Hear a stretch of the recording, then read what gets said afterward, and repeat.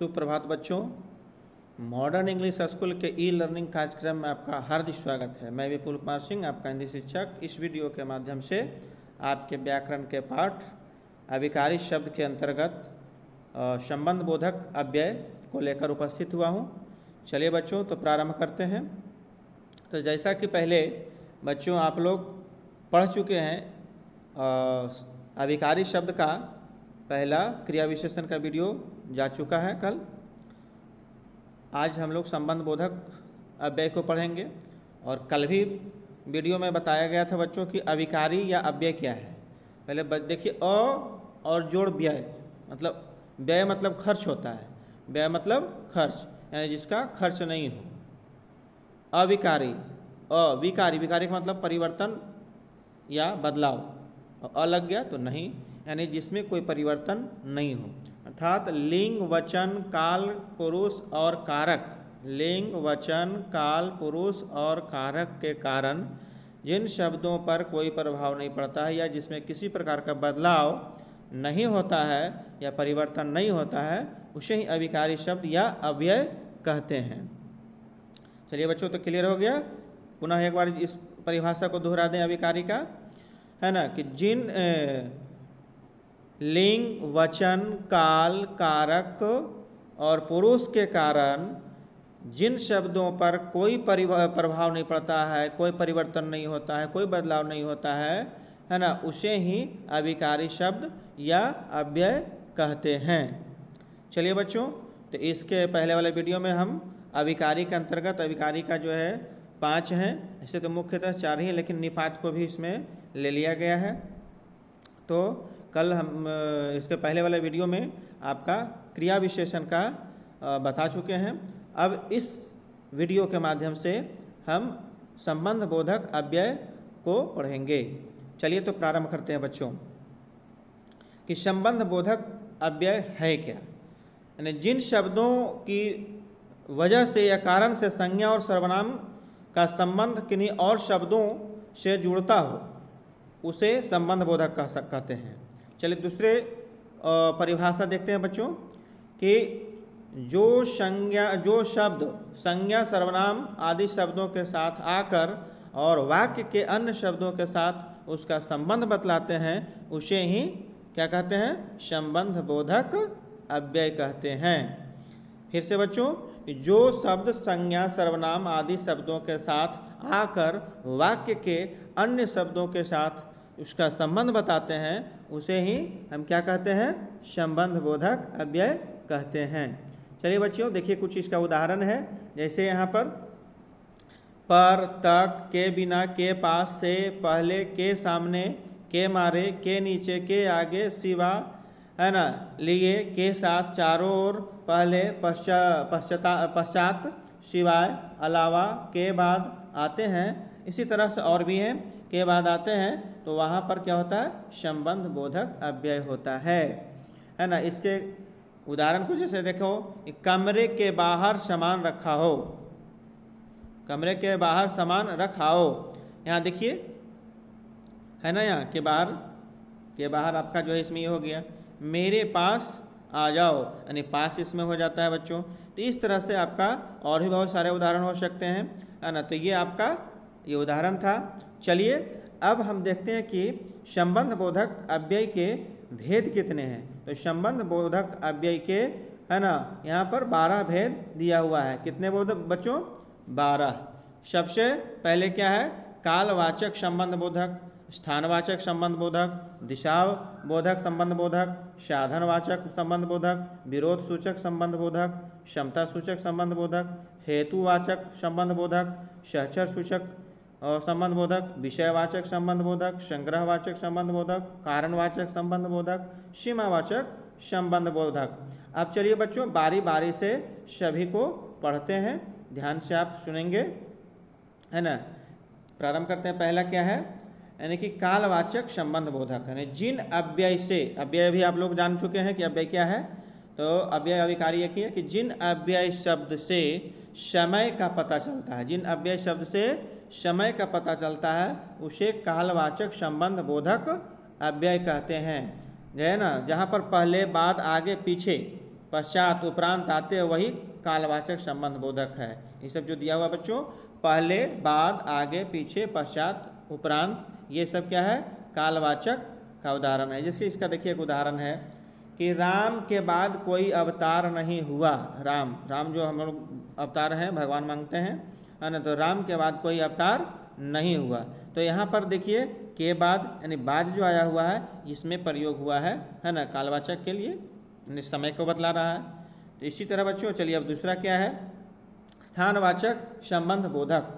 जो अव्यय शब्द स्थान का बोध कराते हैं, जो अव्यय शब्द स्थान, किसी स्थान का बोध कराते हैं, उन्हें क्या कहते हैं? स्थानवाचक संबंध बोधक कहते हैं।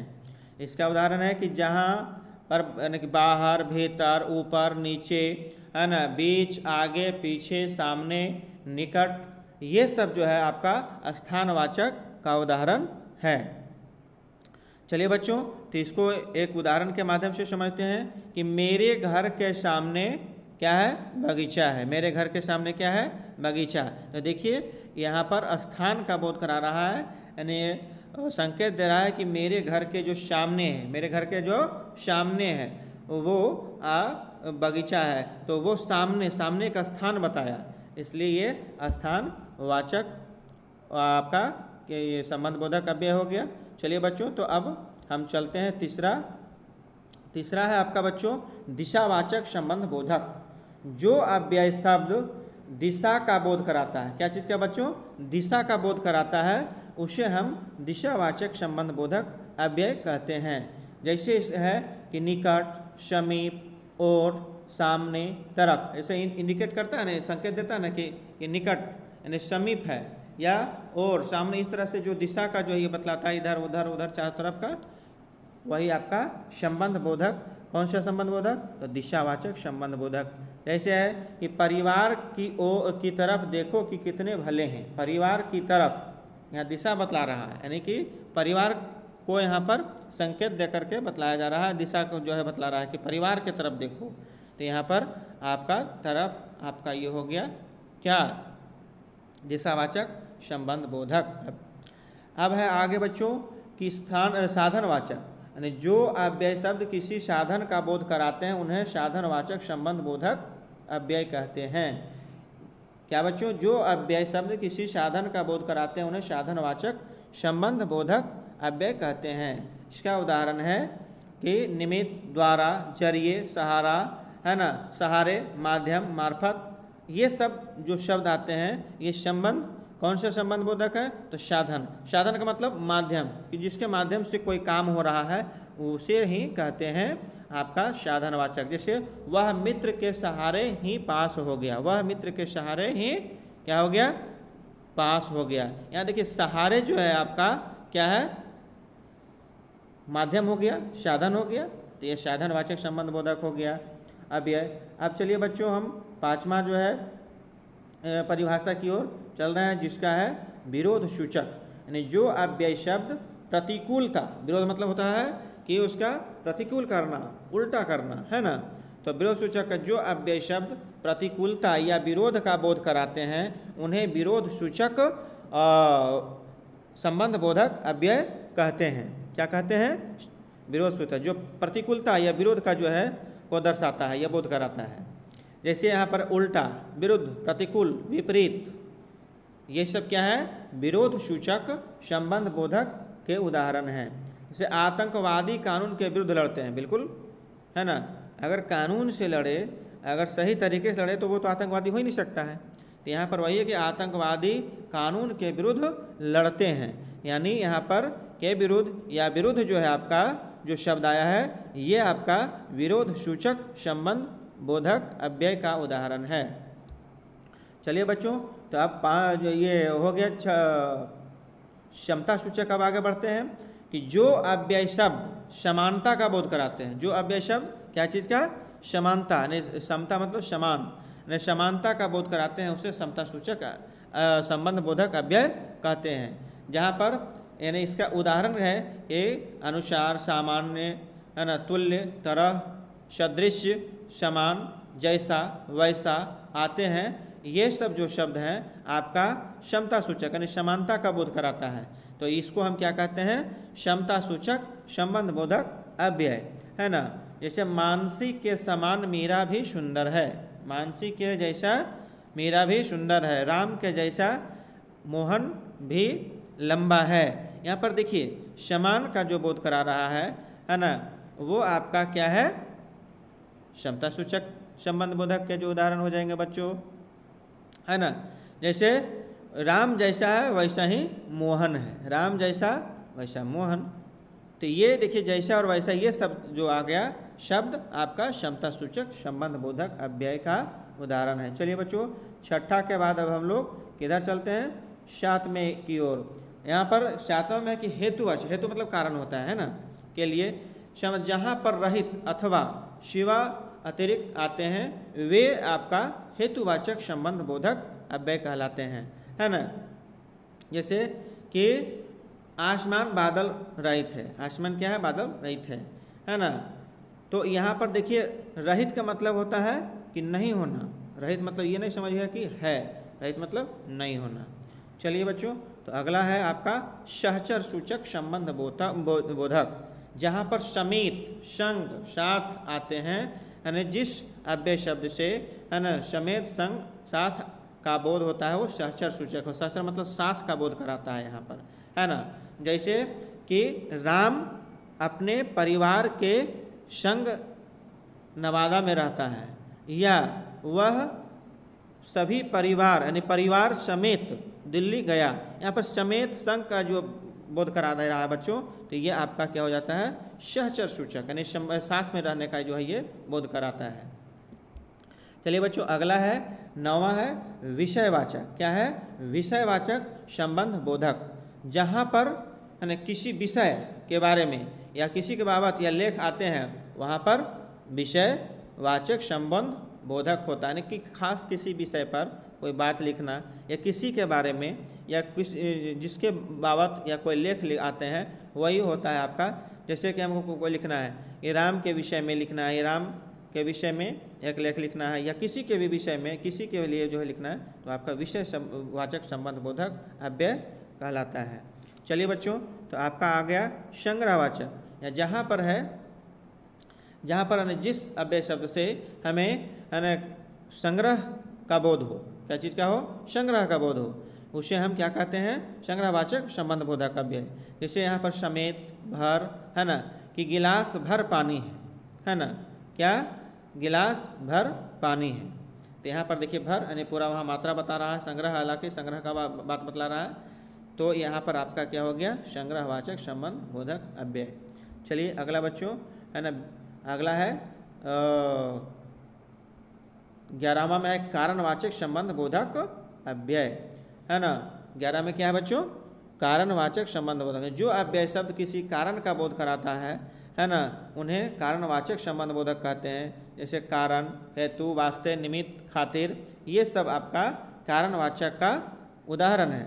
चलिए एक और उदाहरण से समझते हैं हम लोग कि रावण अपनी दुष्टता के कारण मारा गया है। रावण किस चीज़ के लिए मारा गया, तो अपनी दुष्टता के लिए, क्योंकि वो किसी को है ना अपने सामने समझता नहीं था, है ना। एक को अहम द्वितीयो नास्ति, वही जानता था कि मैं ही एक हूँ, दूसरा कोई नहीं, इसलिए वो और दूसरे को कभी किसी तरह का जो है भला करने के बजाय जो है बुरा ही करता था। तो इसलिए यहाँ पर कहता है कि रावण अपनी दुष्टता के कारण मारा गया, है ना। तो कारण यहाँ पर आ गया कौन सा शब्द है आपका, कारणवाचक। अब आपका देखिए है ना अगला है सीमावाचक संबंध बोधक। सीमावाचक संबंध बोधक, क्षमा करेंगे इसमें एक लिखा गया है विस्मयादि बोधक का, इसमें लिखना चाह रहे थे, मिस्टेक से गलती से हो गया है। तो 12 में है कि सीमावाचक संबंध बोधक, जो अव्यय शब्द सीमा का बोध कराते हैं, क्या चीज़ का, सीमा का बोध कराते हैं, उसे सीमावाचक संबंध बोधक कहते हैं। जहाँ पर तक, पर्यंत, भर, मात्र आते हैं वहाँ पर क्या होता है, सीमावाचक। जैसे समुद्र पर्यंत यह पृथ्वी तुम्हारी है, समुद्र पर्यंत मतलब जब तक समुद्र है तब तक पृथ्वी तुम्हारी है ना। तो बच्चों ये हम इसके सभी भेदों को पढ़ लिया। अब हम लोग कुछ और जानते हैं कि प्रयोग की दृष्टि से संबंध बोधक के कुछ भेद होते हैं। एक स्वविभक्तिक संबंध बोधक, दूसरा है निर्विभक्तिक संबंध बोधक, उभय विभक्तिक संबंध बोधक। तो अब देखिए इसको बारी बारी से पढ़ते हैं बच्चों। इसमें आपका स्वविभक्तिक संबंध बोधक क्या है, तो विभक्तिक स माने विभक्ति के साथ, विभक्ति आप कारक पढ़े होंगे तो कारक में विभक्ति या प्रसर्ग जरूर पढ़े होंगे, प्रसर्ग या कारक अवश्य पढ़े होंगे। तो प्रसर्ग या कारक तो वही जिस संबंध बोधक अव्यय के साथ, शब्द के साथ आपका विभक्ति चिन्ह आता है वो स्वविभक्ति कहलाता है। जो शब्द विभक्ति के साथ संज्ञा और सर्वनाम के बाद आते हैं उन्हें क्या कहते हैं, स्वविभक्तिक संबंध बोधक अव्यय। इसको देखिए उदाहरण से समझते हैं। जैसे आगे है तो क्या है, घर के आगे, के देखिए आपका लगा हुआ विभक्ति, राम के पीछे आपका ये शब्द है आपका संबंध बोधक अव्यय, लेकिन उसके पीछे के लगा हुआ है तो ये हो गया आपका सविभक्तिक। स्कूल के समीप, यहाँ पर देखिए के लगा हुआ है आपका विभक्ति है ना। नगर से दूर, से आपका यहाँ पर है विभक्ति है ना। उत्तर की ओर, की यहाँ पर है आपका। लक्ष्मण से पहले, से आपका यहाँ पहले है। राम के पास, यहाँ पर के है विभक्ति। तो इस तरह से बच्चों ये सब विभक्ति के उदाहरण थे। चलिए अब ठीक इसका विपरीत निर्विभक्तिक है ना, और एक है उभय विभक्तिक। तो चलिए निर्विभक्तिक क्या है, यानी कि जो शब्द विभक्ति के बिना संज्ञा के बाद आते हैं, यानी उसमें विभक्ति नहीं होते हैं, उसे निर्विभक्तिक संबंध बोधक अव्यय कहते हैं। तो बच्चों निर्विभक्तिक संबंध बोधक, जैसा कि आपने अभी सुना, मैं बोल रहा था कि जो शब्द विभक्ति के बिना, जो शब्द विभक्ति के बाद यानी बिना संज्ञा के बाद आते हैं उसे क्या कहते हैं, निर्विभक्तिक संबंध बोधक। इसमें देखिए उदाहरण के भर, माने वह रात भर घूमता रहा, क्या रात भर घूमता रहा, इसमें कोई विभक्ति नहीं है, कोई प्रसर्ग नहीं है। तक, वह सुबह तक लौट आया, इसमें भी नहीं है। समेत, वह बाल बच्चों समेत यहाँ आया, इसमें भी नहीं है। पर्यंत, यहाँ वह जीवन पर्यंत, माने पर्यंत मतलब पूरे जीवन ब्रह्मचारी रहा, माने जब तक जीवित रहा वो ब्रह्मचारी रहा। सहित, वह परिवार सहित विवाह में आया, देखिए यहाँ पर कहीं कोई प्रसर्ग नहीं है। अब चलिए क्या है उभय विभक्ति, यानी कि जिन शब्दों का प्रयोग दोनों प्रकार से किया जाता है उसे उभय विभक्तिक संबंध बोधक कहते हैं। इसी इसका देखिए उदाहरण, पत्र के द्वारा और पत्र द्वारा। देखिए एक में है, अभी उदाहरण परिभाषा देखा ना कि जिन शब्दों का प्रयोग दोनों प्रकार से किया जाता है, यानी कि विभक्ति के साथ भी और बिना विभक्ति के साथ, यानी स्वविभक्तिक और निर्विभक्तिक। जैसे यहाँ देखिए दोनों द्वारा, पत्र के द्वारा एक हो गया स्वविभक्तिक, यानी कि इसमें विभक्ति है के, और इसमें पत्र द्वारा, इसमें कोई विभक्ति नहीं है, तो दोनों तरह से इसमें प्रयोग हो रहा है, तो वैसे शब्द को हम उभय विभक्तिक संबंध बोधक कहते हैं। रहित, गुण रहित, गुण के रहित या गुण से रहित, यहाँ पर देखिए के आपका से आपका क्या हो जाएगा, विभक्ति हो गया सविभक्तिक। गुण रहित, इसमें कोई विभक्ति नहीं है, तो इस तरह से जो रहता है वो क्या कहलाता है आपका उभय विभक्तिक अव्यय। चलिए बच्चों थोड़ा सा समझते हैं हम लोग इस क्या कहते हैं, क्रिया विशेषण और संबंध बोधक अव्यय में कुछ अंतर है। क्रिया विशेषण और संबंध बोधक में अंतर थोड़ा सा था, वो थोड़ा सा समझ लेते हैं। यानी कुछ कालवाचक और स्थानवाचक क्रियाओं का प्रयोग यानी संबंध बोधक के रूप में किया जाता है। क्या चीज़ में, कुछ कालवाचक और स्थानवाचक क्रिया जो हैं, क्रियाओं का प्रयोग संबंध बोधक अव्यय के रूप में होता है। जब इनका प्रयोग संज्ञा और सर्वनाम के साथ किया जाता है तो ये संबंध बोधक होते हैं, लेकिन इनके द्वारा क्रिया की विशेषता जब प्रकट की जाती है तो ये क्रिया विशेषण हो जाता है। यही दोनों में अंतर है, क्या चीज़ में, क्रिया विशेषण और संबंध बोधक में। उदाहरण के माध्यम से यहाँ देखिए, अंदर आओ, दुकान के भीतर जाओ। यहाँ पर देखिए, यहाँ पर सीधा है कि जाओ, और यहाँ देखिए क्रिया है, तो यहाँ पर आपका ये क्रिया विशेषण दुकान के भीतर जाओ, भीतर तो आपका नहीं है, तो यहाँ पर आपका ये हो जाता है।